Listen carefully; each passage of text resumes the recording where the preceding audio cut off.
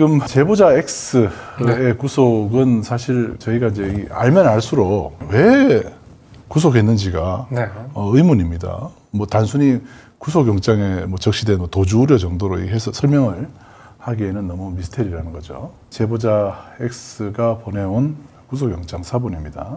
그 시기와 그 방법, 그 내용 모두에서 제보자 X의 구속은 결국은 뭐 정치적인 이유에서 구속을 했다고 볼 수밖에는 없을 것 같습니다. 9월 26일자로 구속영장이 발부가 돼 있죠. 네. 영장 발부 판사는 김태균 판사로 돼 있네요. 네네. 그리고 영장 유효 기간은 11월 31일까지 약 한 2달간 유효한 영장을 발부를 한 겁니다. 네. 그리고 결국은 이 영장이 발부되고 난 뒤에 이제 한 10일 만에 이제 제보자 X가 구속이 된 거죠. 저희가 이제 확보한 구속영장에 나온 제보자 X에 대한 그 혐의를 한번 풀어봤습니다. 내용은 윤우진이라는 사람이 이철에게 수사무마 조건으로 100억을 요구했다더라. 했다더라. 그래서 이것에 대한 이제 사실 유무를 떠나서 이거를 전달했다. 이 말을 전했다라는 그러니까 언론사에 네. 제보했다라는 이유로 허위사실 적시에 의한 명예훼손 혐의를 적용한 것입니다. 네. 이제 2010년 3월 채널A 기자들과 만나 대화를 한 내용을 녹음을 해서 이거를 MBC 기자와 변호사에게 녹음 파일을 전달했다. 이게 이제 구속영장에 나온 제보자 X에 대한 왜 이 사람을 구속해야 되는지 여기에 이제 하나 더 붙여서 도주 우려가 있다라는 걸 얘기를 하면서 보도되지도 않았고 뭐 이것이 뭐 어디다 알려진 것도 아닌데 굳이 제보자 X를 명예훼손으로 고소할 이유가 딱히 없어 보이는 상황입니다. 윤우진 용산세무서장은 결국에 이제 구속기간이 만료됐어요. 6월 22일에 석방이 됐더라고요. 제보자 X가 구속되게 된 그 배경이 된 사건, 이 검언 유착 사건에 대해서 조금 더 상세하게 말씀드려보겠습니다. 사실은 2020년 4.15 총선 앞두고 당시 윤석열 검찰이 노렸던 것은 유시민 전 장관보다는 임종석 그 비서실장으로 제가 알고 있어요. 그 채널A 기자가 이 윤석열 검찰 조직의 이제 수사 상황과 무관하게 개인적으로 뭔가 좀 유시민 전 장관을 좀 공격하는 기사를 써서 그 뭔가 좀 한 건을 좀 해보려고 했던 게 아닌가. 저희가 봤을 때는 이 채널A 기자가 결국 한동훈의 녹취를 확보를 해서 당시 이철 대리인이었던 이제 제보자 X에 저희는 들려줬을 가능성이 매우 높다고 보여집니다. 그러나 안타깝게도 지금 이제 채널A 기자가 스스로 자기가 사용했었던 모든 핸드폰들을 다 그냥 파괴를 해버렸죠. 증거인멸을 했습니다. 증거인멸을 해서 지금 뭐 증거로 남아 있는 것은 없는 거죠. 그래서 이거를 이제 MBC로 이제 제보자 X가 제보를 했죠. 아까 얘기했던 대로 플리바긴 통해서 그 유시민과 관련된 불리한 제보를 해주게 되면 우리가 검찰에 잘 얘기해서 좀 선처를 해주겠다. 이제 그런 그 딜을 시도하는 과정들을 다 녹음을 해가지고 MBC에다가 제보를 한 거죠. 그리고 결국 검언 유착의 저 검이 바로 한동훈이고 언이 바로 채널A 기자입니다. 그렇습니다. 그 검언 유착 사건입니다. 이거와 관련해서 제보자 X라는 사람은 도대체 어떤 사람인가? 우선 이분이 이제 김건희 씨의 그 도이치모터스 주가 조작 의혹과 관련해서 최초로 제보를 한 사람으로 알려져 있습니다. 그러고 보니까 이제 2020년이 검언 유착 사건도 터졌던 시기고 도이치모터스 주가 조작 의혹에 대한 보도도 나왔던 시점이라 보니까 제보자 X로서는 상당히 바쁘고 활발하게 움직이던 시기로 보입니다. 남부구치소에 제보자 X 당시 수감 중일 때 서울 남부지검 검사들에게 수사를 협조하면서 약간 위법적인 그런 행위들이 있었죠. 검사들이 죄수로부터 각종 범죄 관련된 그 수사 협조를 받아내므로써 또 딜을 했던 거죠. 가석방에 대한 조건을 내걸고. 이 재소자의 경우는 저희 그 증권 범죄 수사에 굉장히 상당히 많은 도움을 줬기 때문에 그렇죠. 이런 점을 가석방 심사에서 좀 감안을 해달라. 그다음에 주식 관련된 범죄를 수사하는 검사들에게 있어서는 거의 멘토나 사부 역할을 했던 인물입니다. 그리고 김건희 주가 조작의 또 다른 작전주인 NSN을 제보한 사람이기도 합니다. 그리고 윤석열, 김건희, 한동훈 연루된 고발사주 사건의 또 역시 핵심 피고발인으로도 돼요. 이분이 윤석열, 한동훈이라는 두 인물과 특히 이제 김건희 이 세 사람과의 악연이 제보자 X는 뭐 시한폭탄과 같은 존재라고 볼 수가 있어요. 그렇죠. 가만 내버려 두면 또 어디서 뭐가 터질지 모르기 때문에 특히 이제 이 국감을 이제 앞두고 많이 좀 신경을 좀 제보자 X를 의식하지 않을 수 없었을 것으로 보입니다. 김건희, 윤석열, 한동훈 이 세 사람이 가장 두려워하고 위험하다고 생각하는 사람을 국감 기간 동안에 구속영장을 청구하고 결국 구치소에 입감을 시켰다는 것이 저희가 볼 때는 국감을 좀 의식한 게 아닌가 이런 생각도 좀 들고 있습니다. 제보자 X가 왜 도대체 누가 구속을 시켰는가 이 부분에 대해서 저희가 판단하는 5가지 의문점들을 한번 정리를 좀 해봤습니다. 네.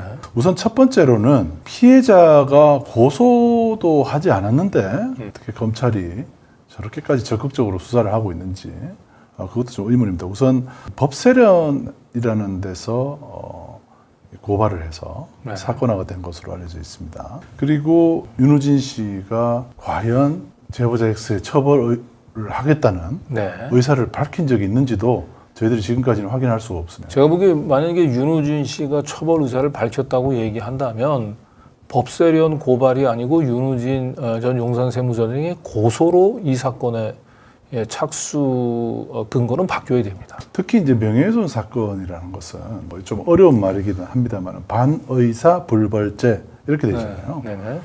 이게 이제 피해자가 고소가 없어도 기소를 할 수 있지만 네. 피해자가 범인이 처벌을 원하지 않는다는 의사를 표시하면 그렇죠. 기소할 수가 없다 그럽니다. 맞습니다. 그리고 기소한 후에도 그러한 의사를 표시하면 형사 재판을 종료해야 하는 그런 범죄를 반의사 불벌죄다. 자, 두 번째 의문은 근데 이게 보도도 되지 않았는데 어떻게 명예훼손이 될 수 있을까? 네. 저도 뭐 이 점이 사실은 제일 의문스러워요. MBC가 녹음 파일은 받았지만 보도는 한 적이 없는 것으로 지금 알려져 있고요. 네. 보도되지 않았는데 윤우진이 어떻게 이 발언 내용을 알고 있을까? 상당히 그 내밀하게 오고 가는 내용들이. 그렇다면 검찰이 수사 정보를 그런 고발 사실 등을 네. 구치소에 수감 중이던 윤우진 씨에게 넘겼을 수도 있다. 만약에 뭐 본인이 알고 있었다고 한다면은 네.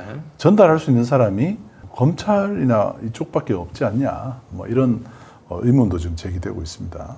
나중에 윤우진이 직접 고소까지 할 수 있도록 검찰이 종용했을 가능성도 있어 보인다. 이런 의혹도 지금 있어요. 이번에 저도 좀 새롭게 느낀 게 대한민국 검찰이 피해자가 내가 명예훼손을 당했다고 얘기도 안 하는데 네. 알아서 명예훼손 한 사람을 잡아가지고 그렇습니다. 구속까지 시킬 수가 있는 건가. 그 다음에 또 세 번째 의문 중에 하나는 이 공소장을 닫지 못해서 구속된 거다. 뭐 이렇게 이야기를 하는데 제보자 X가 주로 국내에 체류 중이었습니다. 이게 이제 언론에는 뭐 해외에 체류 중이라고 이렇게 알려져 있는데 그러니까 연락이 닿지 않을 수 없는 검찰이 조금만 찾아보면 금방 연락을 취할 수 있는 그런 상태였고요. 그런데 공소장을 뭐 주소지에 보냈는데 뭐 받지 못해서 결국에는 이 사람을 구속 상태에서 재판을 진행해야 되겠다라는 게 검찰의 주장인데 검찰이 너무 제보자 X의 소재 파악에 너무 좀 너무 소극적이었지 않나 이런 생각이 좀 듭니다. 이걸 뭐 급하게 그 재판을 진행할 이유가 없거든요. 그렇죠. 그러면 당사자의 소재를 정확히 파악해서 공소장이라도 정확히 전달된 것을 확인하고 난 이후에 첫 기일을 잡아도 되는데 왜 저렇게 검찰은 공소장도 전달되지 않은 상태에서 재판이 진행되는 것을 고집을 하고 또 재판에 나오는 또 이 송달문서도 제대로 전달되지 않은 가운데서 이걸 소재 불명 그다음에 재판 기피로 판단해서 구속을 해야 했는지 의문이 들지 않을 수 없습니다. 특히 이제 공소장을 못 받았다고 구속영장까지 발부하는 것도 네. 청구해서 발부가 되는 것도 네.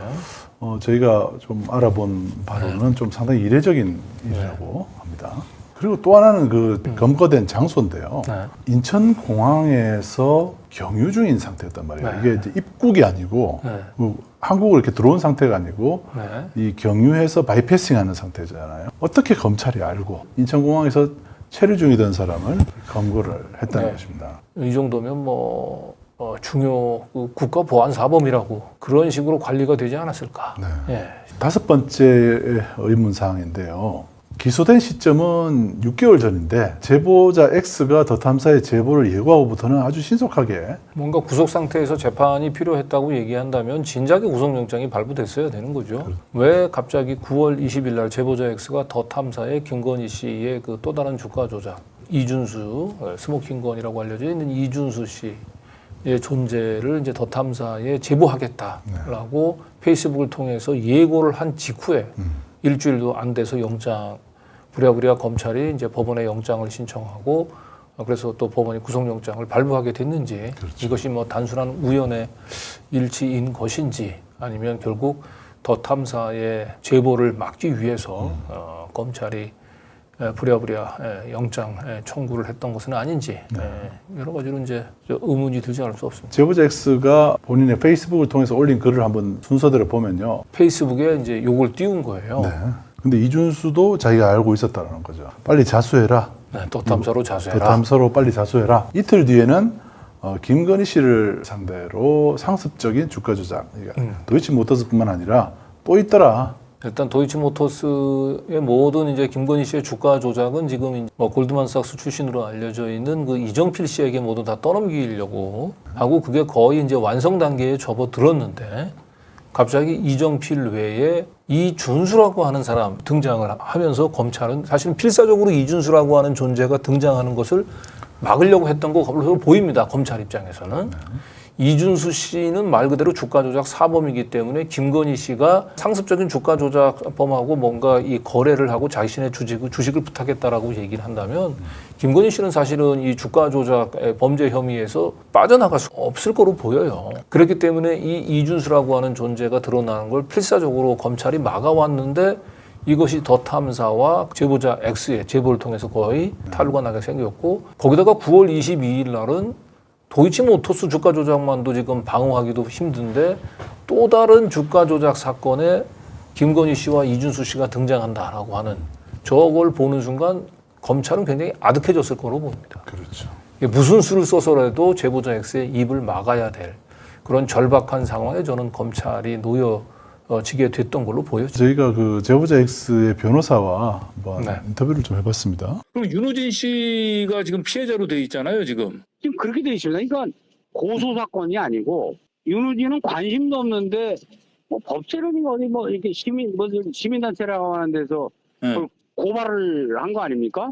근데 법세로는 오늘 윤호진 씨를 이제 제보자 X가 채널A 기자 만나서 거론한 것 자체가 보도가 됐나요? 그게 사실은 이제 그건 애매합니다. 저도 그걸 확인을 못했는데 네.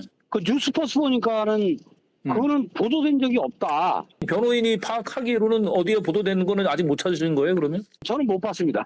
예. 변호인이 어디에 보도되는지 못 찾으셨군요.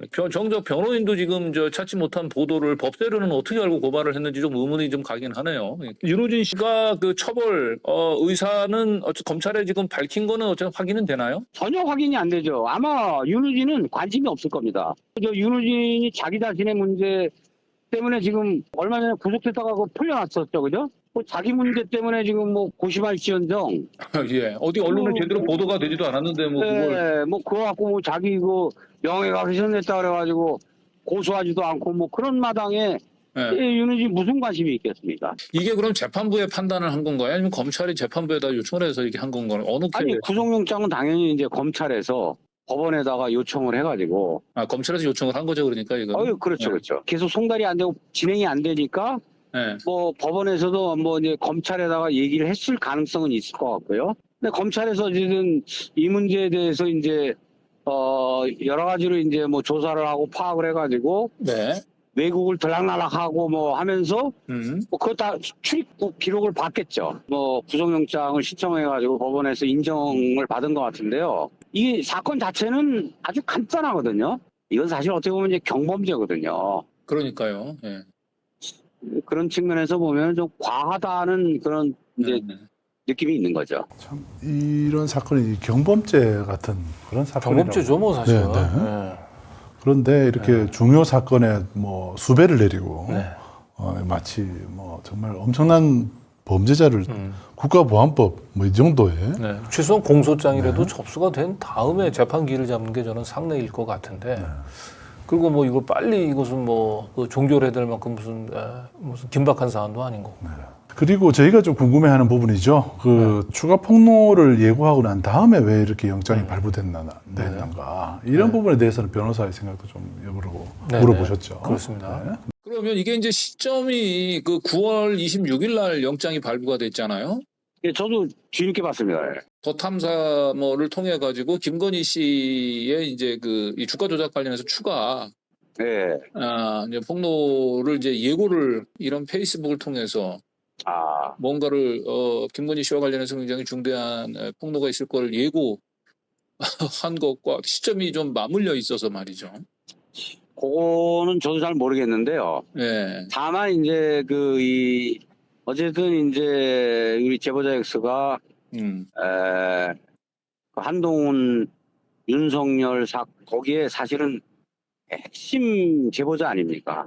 그렇죠. 어쨌든 뭔가를 만들어야 되는데 피하고 뭐 이런 이제 느낌으로 다가오다 보니까 구속영장까지 이제 이렇게 진행이 된 것이 아닌가. 네. 일단 그런 생각이 들고요. 변호사 말씀대로 한동훈, 윤석열에 봤을 때도 네. 그들이 감추고 싶어하는 것을 가장 많이 알고 있는 사람 중에 하나다. 그렇습니다. 그죠? 핵심 제보자다 보니까 네.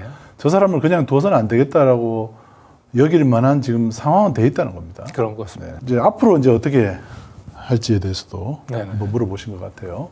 다음 인터뷰도 한번 들어보시죠. 이 명예훼손권 관련해 가지고 뭐 이렇게 뭐 구속으로 재판을 뭐 이렇게 구속으로 진행하고 뭐 이런 건 상당히 이례적인 것 같은데. 이례적이죠. 그러니까 이제 재판을 기피한다. 예. 도주의 우려가 있다. 지금 이거잖아요. 그럼 오늘 앞으로 재판을 어쨌든 성실히 좀 임한다라고 하고 그다음에 뭐 보석금 좀 내고 그렇죠. 예, 이렇게 하면 계속 구속을 유지해야 될 뭐 이유는 없어 보이긴 합니다만은. 뭐 저도 그렇게 보고요. 그래서 그런 방향으로 예. 가야 되지 않겠나 이렇게 보고 있습니다. 그런데 저렇게까지 구속을 해서 자기 방어권을 행사하지 못하게 저렇게 상황을 만드는 것도 어떻게 보면은 좀 지나치다는 생각이 좀 듭니다. 결국은 뭐 제보자 X의 구속은 이준수의 존재를 드러나는 것을 막기 위한 저는 뭐 검찰의 몸부림으로 보여집니다. 네. 근데 뭐 검찰의 의도대로 되지는 않을 거예요. 네. 그렇죠. 제보자 X가 작성했던 네. 범죄 리포트에 여러 차례 들어가 있는 것도 저희들이 확인을 했던 것입니다. 그 완전히 제보자 X의 이준수 씨는 제보자 X의 손바닥 안에 있더라고요. 네. 주가 조작 사건에서 저희가 이준수 씨를 주목한 이유는 바로 이정필 말고 이준수라는 사람이야말로 김건희 씨의 주가 조작 스모킹 건일 가능성이 높다. 네, 그렇습니다. 네. 저 사람의 신병 확보가 지금 검찰이 가장 집중적으로 해야 될 일인데 이 부분에 대해서 검찰이 손을 놓고 있는 것도 문제다. 김건희 씨가 저하고 이정필 씨 제외하고는 라고 얘기를 했다고 하는 것은 이정필 씨 말고도 제3의 주포가 최소한 1단계 주가 조작에 관여했다 라고 하는 걸 김건희 씨가 스스로 사실은 녹취로 계속 확인이 되는 겁니다. 오늘도 도이치모터 주식 살게요 라고 얘기하니까 전화 왔어요. 예, 왔다. 사라고 하던가요? 그럼 좀 사세요 라고 얘기하잖아요. 그러면 여기서 김건희 씨가 얘기했던 사라고 하던가요? 누구를 지칭했을까? 이것은 이제 지금까지는 이정필 씨로 알고 있었는데 저희가 봤을 땐 여러 가지를 종합했을 땐 저건 이정필 씨가 아니고 이준수 씨일 가능성이 높다. 그리고 4월 20일 그 공판에서도 이정필 씨가 이준수라는 이름을 처음 언급을 하죠. 네. 그래서 최초 신한증권 계좌에서 DB증권 계좌로 옮기는 과정, 그리고 DB증권 계좌에 옮기는 주식을 일부 처분하는 과정을 이정필 씨 상대로 당신이 이걸 팔았냐고 얘기했더니 안 팔았다. 그럼 누가 팔았냐고 하니까 이준수라고 하는 이름을 드디어 꺼냅니다. 재판정에서 드디어 이정필 씨가 입을 통해서 이준수라고 하는 제3의 주포의 이름이 실명이 등장한 거죠. 네. 그러니까 결국은 이준수 씨의 존재가 드러나게 되면 김건희 씨의 주가 조작 히스토리 전체가 통째로 다 드러나게 될 가능성이 높다. 그렇죠. 도이치모터스뿐만 아니고. 그렇기 때문에 검찰 입장에서 윤석열 검찰 입장에서는 필사적으로 막아야 될 존재라는 거죠, 이준수 씨. 네. 당시에 그 제보자 X가 이것을 어떻게 파악하게 됐는지.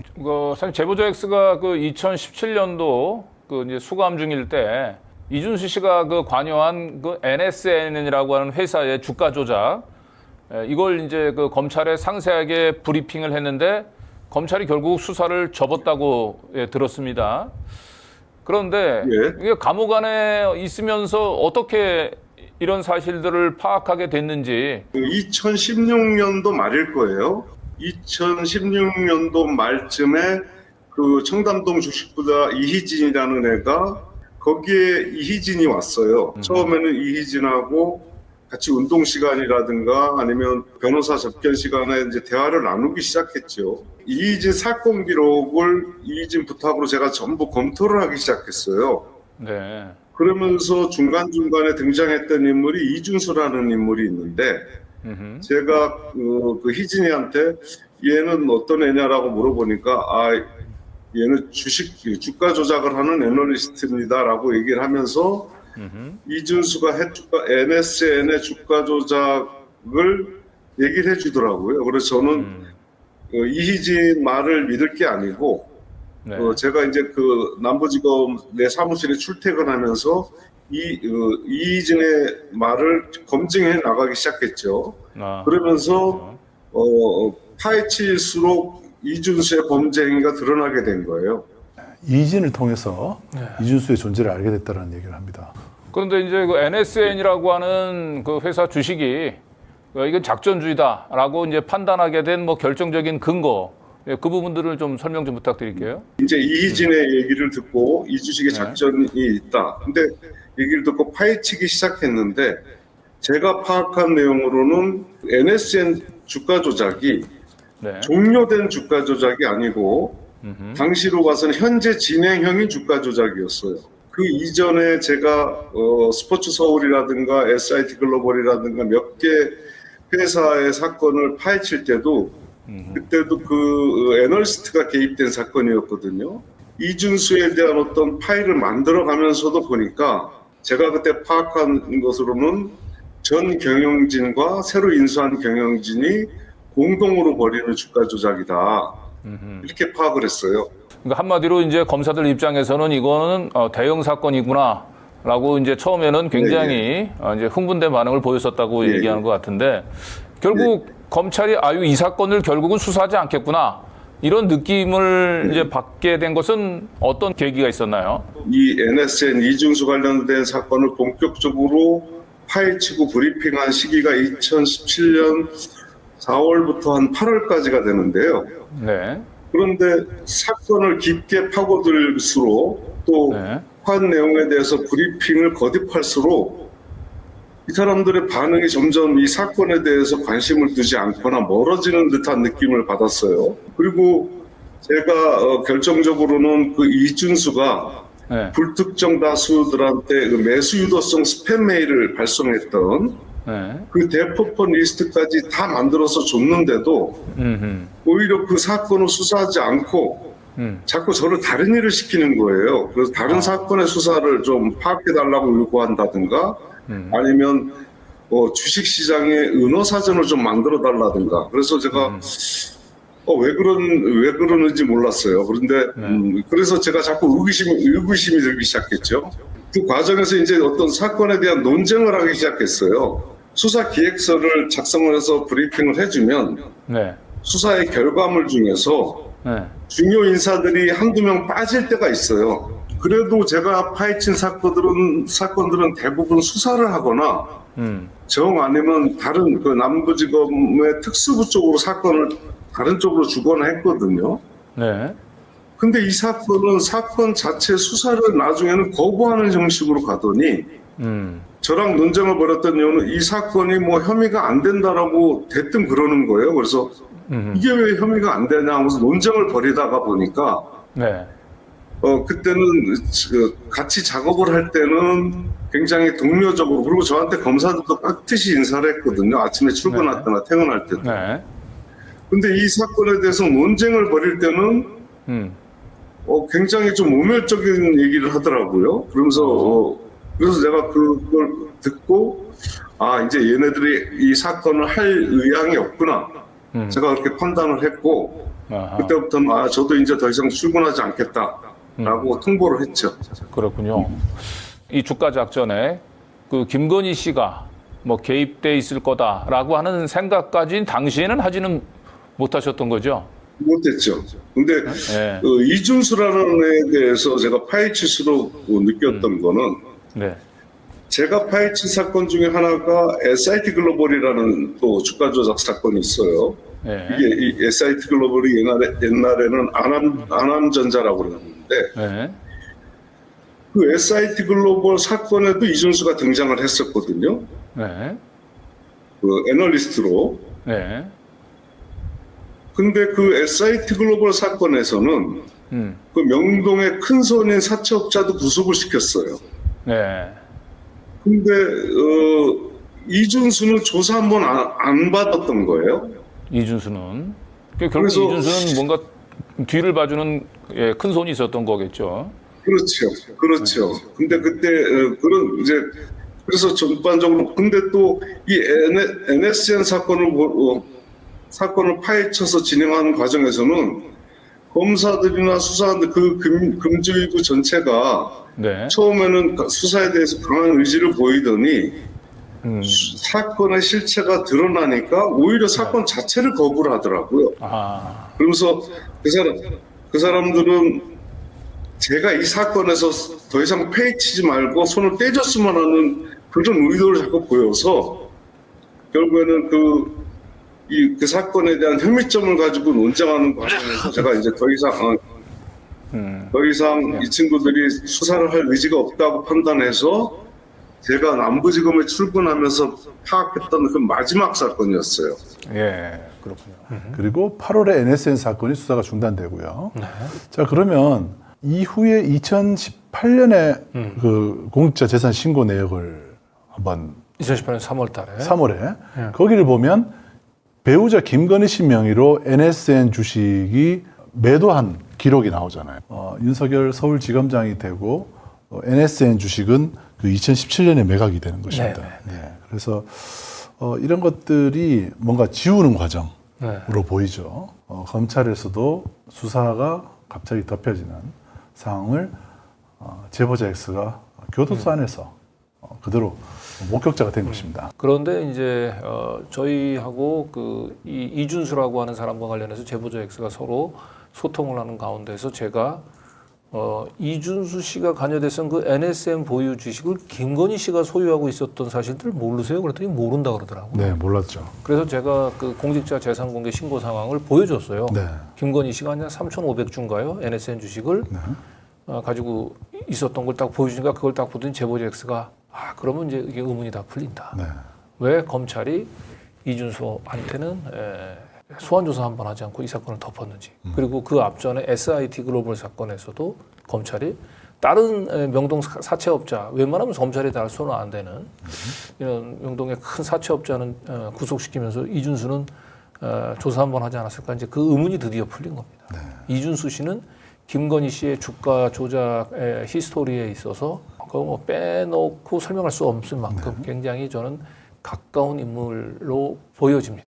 그래서 이제 2017년 이 제보자 X를 통해서 검찰이 NSN 주가 조작 사건을 충분히 파악하고도 이 사건을 수사하지 않고 이 덮은 이 사실을 입증할 수 있는 좀 다른 방법들이 있는지 좀 궁금합니다. 2017년 8월 23일 날 이 친구들이 더 이상 이 사건을 수사할 의지가 없구나 라고 판단됐을 때 네. 제가 바로 그 전체 과정을 장문의 편지를 써서 손글씨로 네. 제가 알고 지내던 기자분한테 편지를 보냈어요. 또 변호사를 네. 통해서. 네. 그래가지고 이걸 보도하자. 이걸 보도해서 세상에 알리자.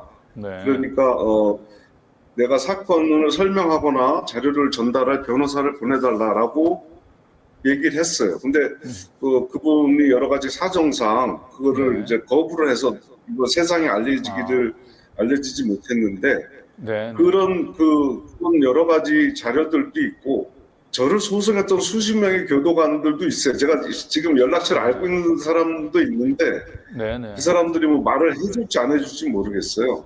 네, 그 당시에 예. 그 상황을 잘 알고 있었던 기자분이 있다는 거네요. 제가 한번 이거 또 좀 더 취재를 변호사분도 해보겠습니다. 제보자 X가 현재 저희에게 제보하려는 내용 자체가 검찰이나 특히 이제 윤석열, 한동훈 그리고 김건희 이 세 사람이 볼 때 용납해서는 안 될 그런 어떤 무언가가 있는 것이 아닌가.